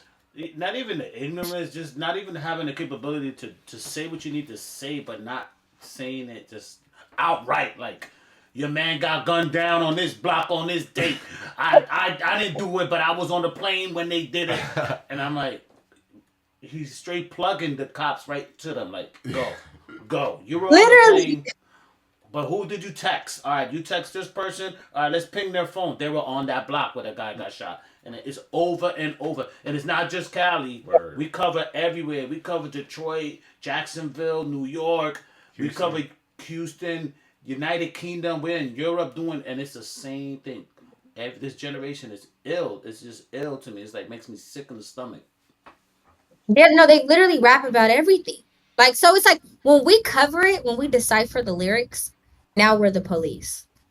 I'm like, well, you just said that you did this last week. Like, I'm just putting two and two together. Like, I don't get it. Like, and then the streets talk. So it's like they can't. To me personally, they can probably put our YouTube videos in a discovery, but they can't subpoena us to court. You Yeah, get what I'm saying? Like, I we was gonna can't. ask you that. Yeah. Because we're No, media. we can't be. Yeah, we can't be subpoenaed, but they'll definitely probably put us in a discovery and say like, oh, like, because West Coast Gang Wars was in a discovery. So Yeah, I seen that page on IG before. Word. I seen that. yeah, Now, he gets a lot. he has a lot of things. I'm sorry. I just have another your perspective on. So I noticed that a lot of the a lot of the Cali rappers are getting signed by 300. You're familiar with the label, right? So 300 the Sizzler? label. 300 Entertainment. They're 300 based out of New York. Entertainment. They're based out of New York, but they're like under the branch of I guess Warner Brothers or something. But I'm like, they basically taking these guys that are up and coming, and they're probably giving them 100 grand, 150 grand, but they're signing their life away. And I'm like, And then, hmm? and they know that these rappers are liabilities. Yeah, and they're waiting for them to die or go in jail, and then they blow up, and then they make money off of their legacy for the rest of their life. They're making all the YouTube money. Like when you go back to Bris, was Bris signed to a label? No, actually, Chris wasn't signed. Oh wow, good. That was a good thing then, so Yeah. the money could be tracked. Yeah, he wasn't signed. He was. I think he was declining until he like was offered $1 million. He rapped about it. Yeah. For the viewers watching, to give context, two rappers who signed at 300 is R3 the Chili Man and Stone the Fifth, just to give context. Um, but I want to go back What to West the what West R3 Coast rappers are? R3 the Chili Man and Stone the Fifth. S5. They're LA rappers. Yeah, Yeah, yeah. yeah. And, You never heard of them? And I They're think lit. bands too. No, Bands is his name is Warrenberg. He's from around here. He's an A&R. I don't know where Bands signed to though. Oh, okay, cool. But get No, back to the Bands is question. signed to Capitol. Yeah, because Didi Osama is signed to him. He linked up with D-Dot, my fault. Yeah. So he Capitol signed to Records. Capitol, Yeah. and EBK Jabo signed to AWOL, I believe, which is all under the same umbrella. Okay. So to go back, good point how you mentioned how like there was no one from J-Bo's op side. The only person we heard of was Marley B's, like the bully. Remember the bully guy? Yeah. He's like a bully. Like he's the only one. I don't know where he's at. Is he locked up? Yeah, he's incarcerated right now. Yeah. Yeah. So we never seen somebody from like the other side. I feel like that's why Bands blew up. You think that's true, or how you feel about that? Well, yeah, it was a lot of different key points that rose Bands to his fame. Like you gotta understand, like he's half Mexican, I believe he's half Filipino. Mexicans that they embraced. Like he was a Crip. He was real diverse. Like his storyline it was interesting. And then he was like a character, like like he's just dancing, he's tiptoeing, and he's moonwalking. You know what I'm saying? That's So good truth. he knew how to and then what he was saying, like he had the image. You got to remember the entertainment business is all about image. So it's like had the image, he had the storyline, he had the codes. I mean, you can say MB now co-sign bands, but I mean he had like the street co-signs. Yeah. You know what I'm saying? Like so it was like the fact that bands did what he did, it he was able to tell their side of the story and keep their attention, if Yeah, that that's a makes good point. sense. Well, he's a very talented rapper. I mean, he has a great cadence. He has a great flow. He speaks clear and concise. He's a very talented rapper, but unfortunately, he's got caught up in this thing right now, and it's going to be hard to unravel it. I don't know, but it's a state. It's not federal, right? No, it's feds, right? Okay, so I'm not too sure yet, but the FBI was brought into Stockton. The FBI assisted Stockton PD. So it was a gang sweep and a lot of things were discovered. Now they said with bands, the feds did pick up his case, but it's still unclear. I haven't covered that story yet. It's still unclear because if the feds would have picked up his case, he would have been transferred to Sacramento County because that's Oh, where they. Yeah, okay, but he's still in Stockton. so it might be state. You're saying basically, right? It could be state. Now, see with the feds, they can they'll assist the state and it won't be a Fed case, and then 6 months later it could be a Fed case. Yeah, that's a good point. Yeah, Yeah. and the feds work different in a sense because the feds watch you for a long time. They'll let you rock for 2 3 years, and they'll watch you, and then scoop you up, and then you're done. Whereas the state, they kind of like just try to wrap you up in some kind of indictment just to get Conspiracy. you to stop the violence. Generally around elections. So like we know we got a big election on Tuesday. Around elections, they Yeah. start cleaning up the streets and the gas price. You notice your gas pump has gone down now because the election. So those little factors do matter, and it's like she said, like the bigger cities because we have our headquarters in New York is our capital is Albany, New York, and it's the same thing. Like they cleaned that up because that's where all the congressmen go. You know. For sure. Really cleared out everything Appreciate it. just so I can tend to you because you got listen. We all watch you on the West Coast. EBK, Mozzy, BOE. Listen, we're tuned in. LA, listen, everybody's tuned in. So when you messaged me on Instagram, I was like, Where all it's those not people real. tuned in? Like, Real talk. All those people tuned into us. They know who we are. I'm not even trying to yes. be Oh cocky. yeah. People know who we are. Oh, like literally, like I've been around a lot of rappers, like, and they'll bring up like you reviewing their music, like both of you guys, like, and I just like that's how I got turned on to you guys. And then I was like, oh, but it was like the guys I was like not really like too fond of. I'm like, please don't cover this rapper, please. And then you guys will go cover the rapper, and I'm like, oh my goodness, no, like. And so then, yeah, but no, we're like when you guys cover rappers, like we're all tuned in. Like I see the comments too. They'll be like, cover this music video, or I mean, review this music video, do this, do that.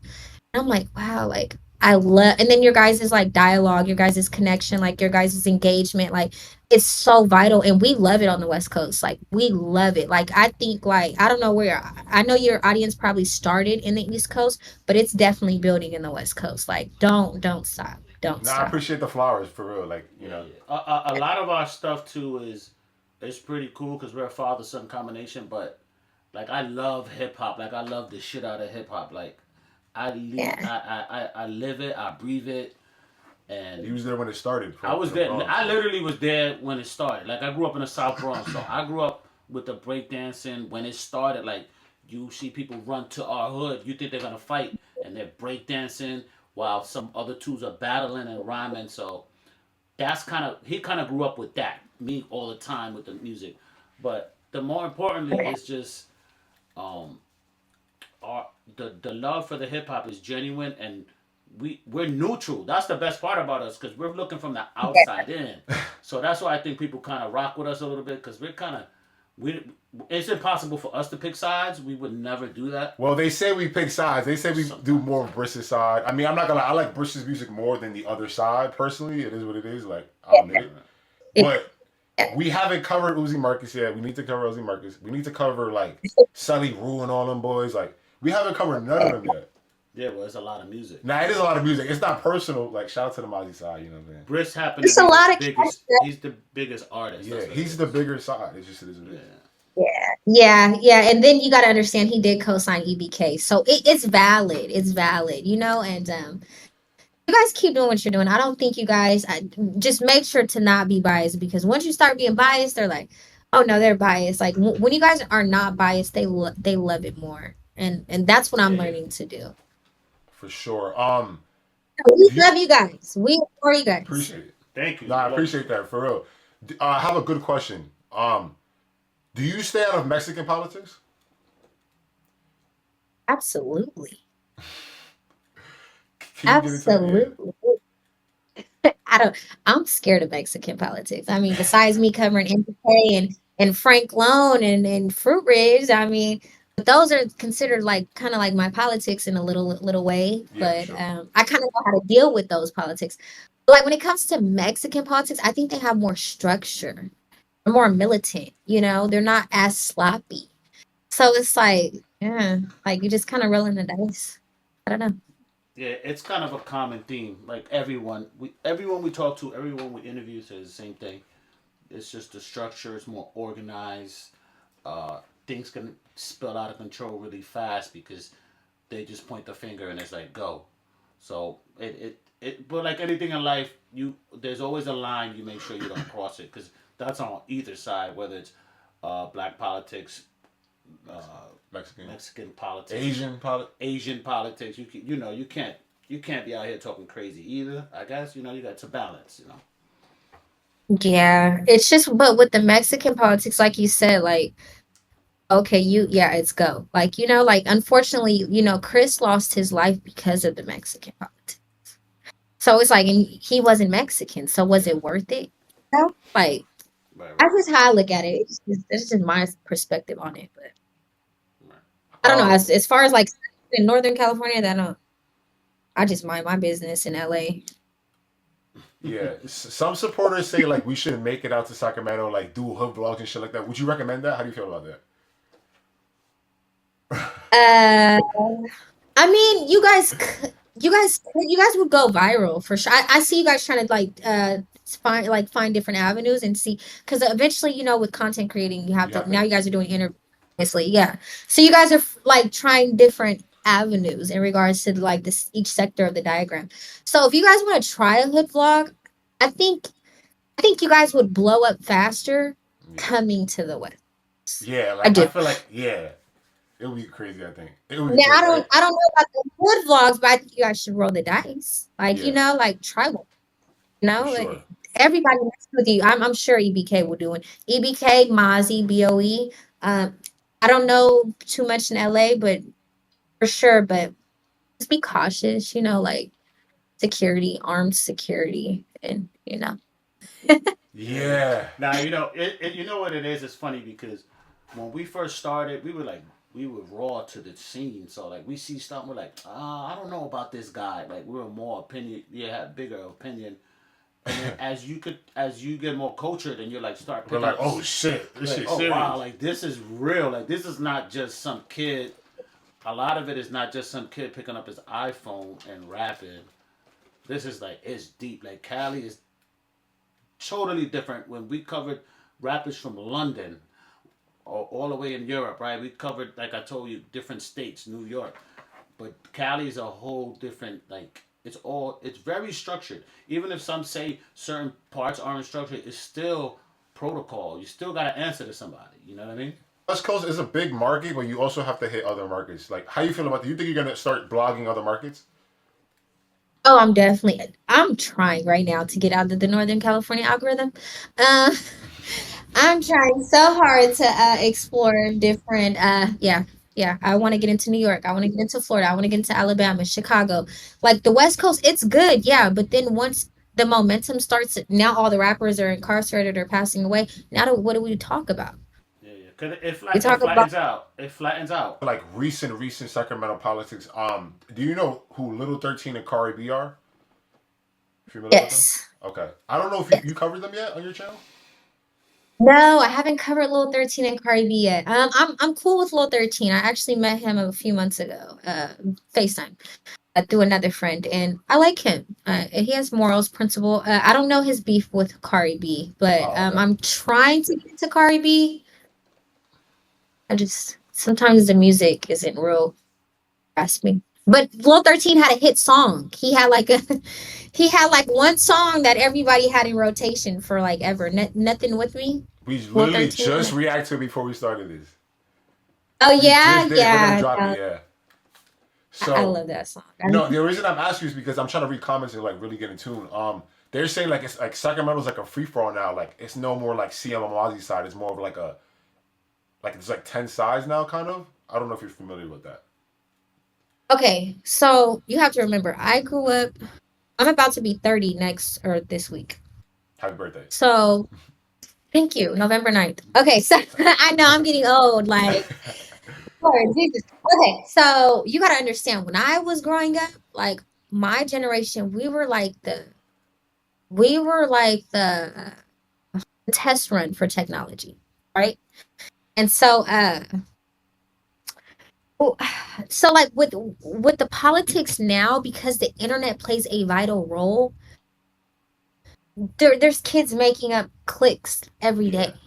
Like Yeah. literally, like I'm just now okay, so I don't know if you guys heard about the two kids that passed away a few days before The Halloween in Sacramento. Nortes. Yeah, the two Norte kids, right?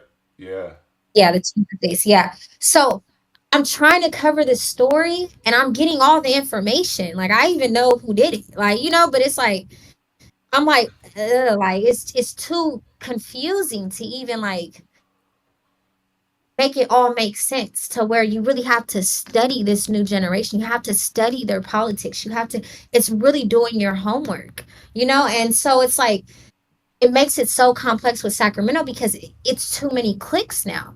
Like the two kids that just passed away, one was from East Sacramento, one was from North Sacramento, but then they were involved with the Diamonds, and they were involved with Southside Park Northeast, and then they were involved with like Metaview, and I'm like, I'm confused. So how does all of this coincide? Like, like so Yeah. I couldn't even cover the story because it was too much. Like it's a lot of politics. So Ape Game is a new clique that they started, and that's like South Area G Parkway. It's not Meadowview. I think he's from G Parkway, but I really want to tell you the truth. I really think Little 13 grew up in Stockton too, because I seen him in an old Slowby video from like 4 or 5 years ago, and he was a kid.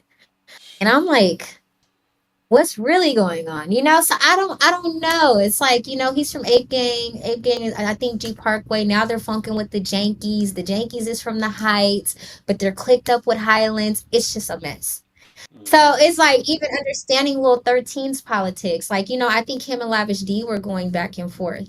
And I was gonna cover that story, but it was unclear because they were so subliminal.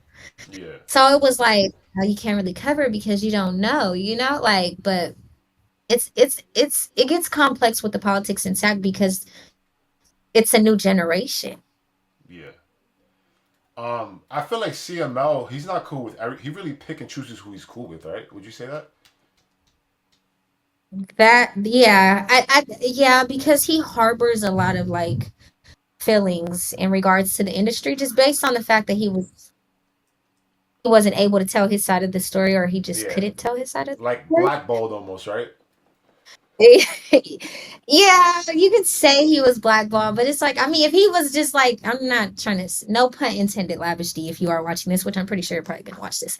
Um, if he was like a better rapper, we would probably like understand it a little bit more, like, but it's like I think he just has a lot of anger, like, because Mozzy was able to just, go full throttle with their rap beef. So it's like now, when he comes onto the scene, he's like, well, you were messing with Mozzy first, or you were with Yeah. them first. Like everybody was like fans of Mozzy. Like you can ask anybody that are like 26 and under, they grew up listening to Mozzy. So, he does pick and choose. Hopefully he gets over that. Nah, for sure. Are you like worried for your safety sometimes in the streets? Like, cause I know you be blogging about certain situations, like you know. No, I mean, nobody is untouchable. And I'm a female in a male predominant lane. I'm not a rapper. Yeah. So you have to remember this. Everybody that does what I do are all males, or they're Yep. so it's risky, like with West Coast Gang Wars, with other bloggers, like it's their brand, so nobody really knows who's behind these pages per se, right? And so it's like it's a little bit harder to like direct that energy to that person because they don't know who's running that page. But when your face is on it and you're your brand and you're taking, it is a risky job. Being a rapper is a risky job. And I don't feel like, I wouldn't say that I'm not cautious. I'm very cautious and I'm not untouchable. Nobody's untouchable. But it does get scary sometimes, absolutely. So my trust is real limited. Like a lot of people, I don't even DM people back. Like I analyze their Instagrams or like even with comments on YouTube, I've been blocking a lot of users. Like I probably lost about 200 subscribers because I'm just blocking. Like, and it's like I have to keep my mental capacity sane because at the end of the day it can get really detrimental in this career, like this line of work that I do. I'm basically like exposing the reality of the underground rap scene in Northern California, and a lot of people don't like it, and it does get scary. Yeah, it does, but I have to, that's why I move a certain type of way. Are you cool with any rappers? Because I know a lot of rappers don't like you, so like. You got sort of a love hate kind of thing. They love you, then they kind of Yeah, get pissed at you. they hate to love me. Like well, I was like really close with like it's a few rappers. Like I don't know if you know who Yada is. Oh, we got to speak about that. I'm Let's still, go. We've reacted to his music Yeah, once. once. yeah, so I started to like get like started to have communications with like Yada. Zay Bang reached out. Like me and EBK Jable were really close at a point in time. Me, yeah, like I think, like you said, it's like a love hate relationship, and a, a lot of them don't understand that I can't be biased all the time, But Yada reached out to me, and when we talked about it, he said, even if it is a little slander on my name, like I respect it. Even with Zay Bang, and Zay Bang and Yada are at odds, but like I adored the fact that they were honest. Like, and with EBK Jabo, we were really like, I think I got so too close to him that he felt like his politics were my politics. And so that's kind of what made us not see eye to eye. Okay. Can you explain the EBK Jabo Yada beef? I know that's like new right now, like in the blogs and shit like that. It was so random to me. Like it was super random. Like I seen it. Like I was like I seen it with my own two eyes. But I didn't grasp it. And then like Jabo and Yada just started going back and forth. And then like Yada lost his Instagram. So like he's on like a new Instagram he's trying to build back up. And that's super hard. And so I don't know. I think it was just based on the fact that they want rappers want you to respect their politics. Like Draco and Mozzy fell out because Mozzy did a song with, I think, Inglewood. Or I don't know for sure, but it was something about some LA politics, which made Draco go and do the song with Slow B and DB Bada Bag and and Jock. So Yeah. it gets, so with Jabo and Yada, I think they were close, but you have to remember Jabo was like rocking with Mozzy at a point in time. Mozzy was Jabo's favorite rapper. Mozzy was at odds with his infrastructure.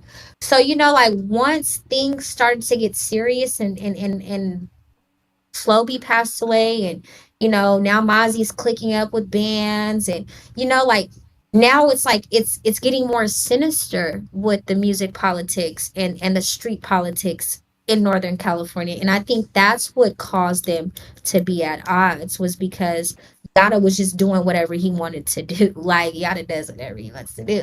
And nobody has held him accountable for that. So that's why when I covered the story, I said, now Yada, we're gonna be fair, okay? You be doing your little one too, but they waited too late to stand on it. Like don't wait until Bands blows up to stand on Yada playing both sides. You get what I'm saying? Like, what is it? Because Bands is circulating, and like he's in everybody's playlist. People can say whatever they want. They're playing J-Bo and then they're playing Bands. EBK is listening to Bands. I'm telling you right now, EBK plays Bands. Mm. So it's like we're, like don't wait until now to stand on any type of principle with Yada. When he's been doing this, he's been doing whatever he wanted for years. So, and then I think Yada might have felt some type of way about them doing the song with Zay Bang and Lil Bean, or I think they got a song with Lil Bean, J-Bo, or I don't know. It's just the street politics getting mixed with the music politics. But I know bands played a vital role in their conflict. Mm. Can you give us an update on Yada's case? He's trying to get an appeal, right, or something like that.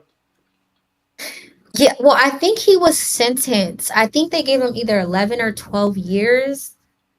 Don't penalize me in the comments, you guys, because I don't know for sure. But I think he's about to get out because Yada went down back in what, 2014? Maybe. I don't know. I don't know the timestamp exactly, but he should be coming home soon. Mhm. I think he has a release date. Yeah, so with his case, it wasn't with Yada's case, they didn't they put the video on the internet and everybody said it was Yada. So it wasn't really no evidence. So Yeah, it because kind I of saw just that video. Someone sent it to me. He had a mask too, so it wasn't his face. Like you couldn't see his face or nothing like that. Right? That's whack. That's whack. They put a fake. video up and they say it's you, and then you go down for it. Yeah. Yeah, and he raps about it too. Like he says how his mom said it, like, how can you be convicted with no witnesses? Like there was no witnesses, there was no evidence. The only thing that's really a hot topic is the fact that Stockton just had their gang sweep and like you know I don't want to like put you guys in the hot seat with like what I have going on with my platform, but like with my platform I like to talk about like the cold cases and like what's going, like like kind of like do follow-ups with that, like what the streets are talking about, like like that's kind of like my thing. It's like with the hot topics, like in Northern California, it's like, okay, when EBK Jabo went down, he went down. When Bands just went down, he went down. Like that's why I told you guys, if you guys do come to the West Coast, you guys have to be open-minded to the fact that there's going to be a point in time where it flatlines. There's going to be no momentum because all the rappers are either incarcerated or they now have passed away. Yep. So it's like it's hard to have there's really no hot topics. Like Yeah. Yeah, you kind of have to grow it. Like, yeah, it just comes to a stop, and you're like, oh shoot, what do I yeah, we're do? like scraping the bowl with EBK and Bands right now. We're like waiting for somebody to post something. We're waiting. We need the content, but it's like what is there to talk about? Like, That is true. like Because the only lit person I can think of out of North Carolina who's really making noise is DB by the bag, right? yeah, and he's Who's not free? controversial. Yeah, and he's not Yeah. controversial. Nice and boring with good music. Leave the streets behind, like leave the hood behind, like like focus on the bigger picture. Right now technology is evolving, like no telling how this could go, like, and I have a good heart, like like I don't care how the internet paints me out to be, like I'm going to the top, like, and nobody's gonna stop me, and the fact that they're working overtime to stop that goes to show, like this is not the first time, this is not the last time, and it's going to keep happening because I'm on the only female doing this, For and sure. I'm going to keep going until I'm the voice of blogging, digital journalism, whatever the case may be. I'm working on a website right now, I'm working on an app, I'm taking things to the next level, I'm not playing anymore.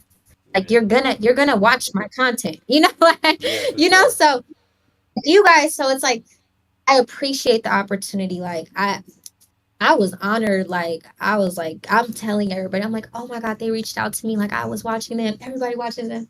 Like, that's why I was like so mad when the Wi-Fi wasn't working. I'm like, are you serious? Because I'm in like a five-star hotel. And I'm Yeah. like, are you guys kidding me? I have an interview right now. This is so unprofessional. Like, and so they're coming to my room. And they're like, I'm sorry, Miss Pino. I'm sorry. And I'm like, no, this is ridiculous. Yeah. So it's like you guys don't have to worry with me. All I ask is that, like when you guys do this interview, like, I know you got to do the edits and all that. Like, just don't like twist it to where it's like, well, she said this and she said it like this. Nah, No, like, I I won't. don't I want won't. that. No, for sure. Because I think people are gonna tune in for the whole your story. Wait, you guys, guess what news I just got right now? Oh my God. Oh, what happened? Yo, E60 was just murdered in the bricks. Ooh, breaking news right now. So he's a part of BOB Sosa's camp, right? That's Leo Sosa's best friend. It just happened at 2 o'clock. Broad Yeah, daylight. broad daylight. That's some momentum to the not saying it in that type of way, but that's news to us, Yeah. because now it's gonna be media coverage for like 2 to 3 weeks up until they find out who did it. Up until like now this is a new storyline, you know. Wow. But that is so. Remember 6 when he was a kid. That's sad, man. So it's Yeah, like it's just everybody falls victim to it. But you know what's crazy? I just said nobody's untouchable. And you know what's wild to me? BOE just swore for the longest they were just untouchable. Damn. But you guys are hanging out in the bricks. Like, why are you guys in the bricks? Like, it just doesn't make any Wait, what sense is to the me. bricks again? Like, is that by there or not really? The Bricks is like a project in like downtown Sacramento. So I'm from downtown Sacramento. It's like right off of Broadway, right down the street from Old Park. So they were there. That's where they shot a lot of their vlogs with like the big firearms and all that. Like they they're always there. And that's why when me and BOE Sosa would be like going at it on Instagram, I'd be like, but I said, you just went from having millions of views on YouTube to not being accessible to now being accessible. Mm. I told him that. I'm like, you're literally like saying, hey, I'm here, right here, like do whatever, and now like, and it's tragic. Now, even with my odds with BOE six, that's Sosa and 60 and Mumu, I'm not gonna slander this because it's like this is such a tragedy because he's so young. Yeah. He's so young. And when I tell people when I cover these stories, it's not that I'm coming at their character, it's that I'm trying to get them to understand it's more to life. Like, was it worth it? Like, was all of this worth it? Yeah. But now That it's like, that's how I see it. Like that. Like they don't. They're so young. Like these guys are babies, and they don't really understand the behavior, like what it leads to. Some of them do. Some of them just don't give a shit. But you could be somebody at 21, and then at 30, you be somebody totally different. You know what I'm saying? exactly. And and it's like I just wish that they would, like with Jabo. I always tell him, like, just leave Stockton alone. You lost your brother, you lost your father. What points is there to prove? Yeah. It's no more points. You just signed a $3 million deal. Then it's like with bands, like, right after he blew up, like, he lost his close friend and Spence. So, like even with Sosa, now this is something because they lost Mir. Like when they talk about Mir, they lost Mir, but Mir, that was like them going to do a robbery, and then that happened, and that's when Mozzy co-signed Sosa, and then Sosa blew up. Yeah. But at that time he was in his prime. Back when he was 15, 16, Yeah. millions of views, World and Star. and he was Latino, and Yeah. so then he lost his momentum. And then like, but now it's like this is crazy. Like, so they were so under the radar for so long, you know? Yeah. And I think it's been a lot of dissing going on, and I'm gonna get to the bottom of this though. I'm gonna cover this, like, but I just wish that they would all stop. Like, Nah, for real. and Yeah. it's just not ever. Yeah. We could see that it has that you because you know these people too, Yeah. right? Yeah, I know Sosa. Well, no. I take that. I don't know Sosa personally. I know 60 personally. I know Mumu personally. I know Haiti Faye personally. Boe Faye. I know everybody from Boe personally except Sosa. I know his family though. I appreciate you for hopping on. Like, what are like the next plans? And you can also say your socials, like to end it out. For the next 5 years. My Um, fault. What's your next plan for like the next 5 years? I graduated with my bachelor's degree in June. I have a few businesses that I've already started in regards to media. I'm working on a website. I'm working on a app.